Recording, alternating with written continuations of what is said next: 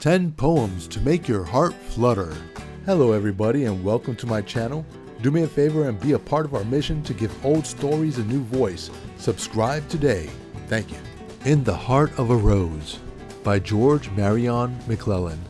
I will hide my soul and its mighty love in the bosom of this rose, and its dispensing breath will take my love wherever it goes. And perhaps she'll pluck this very rose, and quick as blushes start, will breathe my hidden secret in her unsuspecting heart. And there I will live in her embrace, and the realm of sweetness there, enamored with an ecstasy of bliss beyond compare.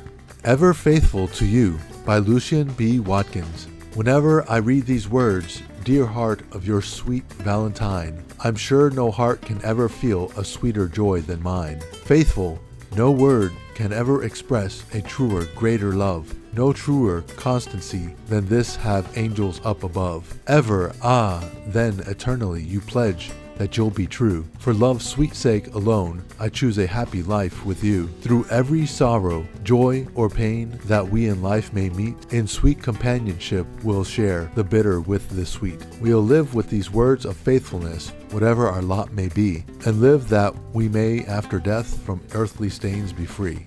Ask Me Why I Love You by Everette Hawkins. Ask me why I love you, dear, and I will ask the rose why it loves the dews of spring at the winter's close, why the blossom's nectared sweets loved by questing bee. I will gladly answer you if they answer me. Ask me why I love you, dear, and I will ask the flower why it loves the summer's sun or the summer shower. I will ask the lover's heart why it loves the moon or the star besprinkled skies in a night in June. Ask me why I love you, dear. I will ask the vine why its tendrils trustingly round the oak entwine, why you love the mignonette better than the rue. If you will but answer me, I will answer you.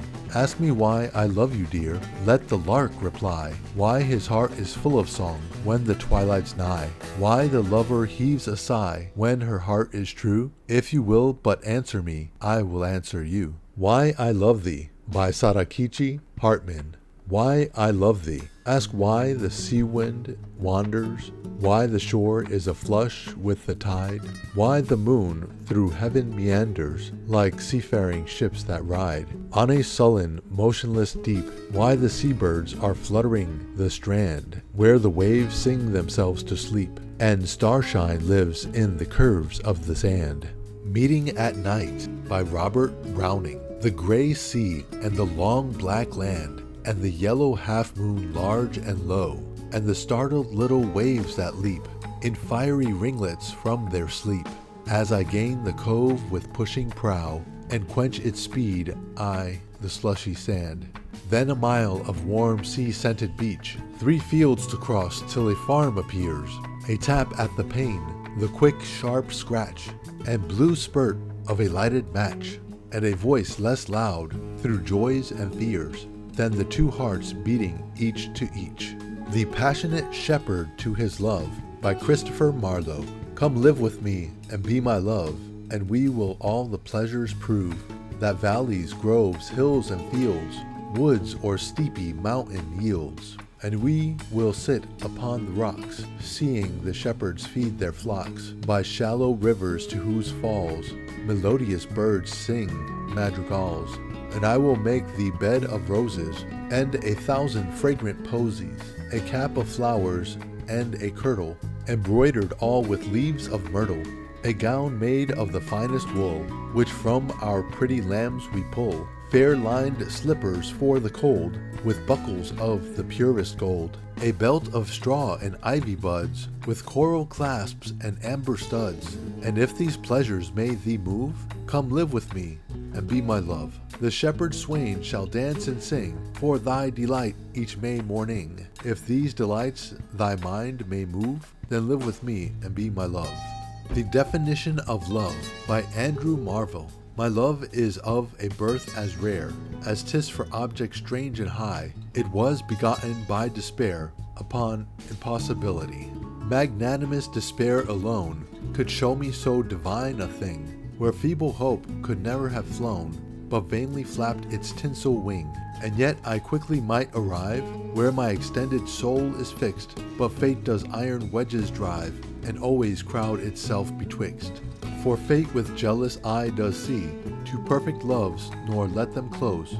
Their union would her ruin be, and her tyrannic power dispose. And therefore her decrees of steel us as the distant poles have placed, though love's whole world on us doth wheel, not by themselves to be embraced, unless the giddy heavens fall, and earth some new convulsion tear, and us to join the world should all be cramped into a planisphere. As lines so loves oblique may well themselves in every angle greet, but ours so truly parallel, though infinite can never meet. Therefore the love which us doth bind, but fate so envious debars, is the conjunction of the mind, and opposition of the stars. My mistress' eyes are nothing like the sun. By William Shakespeare. My mistress' eyes are nothing like the sun. Coral is far more red than her lips red. If snow be white, why then her breasts are dun. If hairs be wires, black wires grow on her head. I have seen roses damasked, red and white, but no such roses I see in her cheeks. And in some perfumes there is more delight than in the breath that from my mistress reeks. I love to hear her speak, yet well I know that music hath a far more pleasing sound. I grant I never saw a goddess go. My mistress when she walks treads on the ground, and yet by heaven I think my love as rare as any she belied with false compare. She walks in beauty. By George Gordon Byron. She walks in beauty like the night of cloudless climes and starry skies, and all that's best of dark and bright meet in her aspect and her eyes, thus mellowed to that tender light which heaven to gaudy day denies. One shade the more, one ray the less, had half impaired the nameless grace which waves in every raven tress, or softly lightens o'er her face.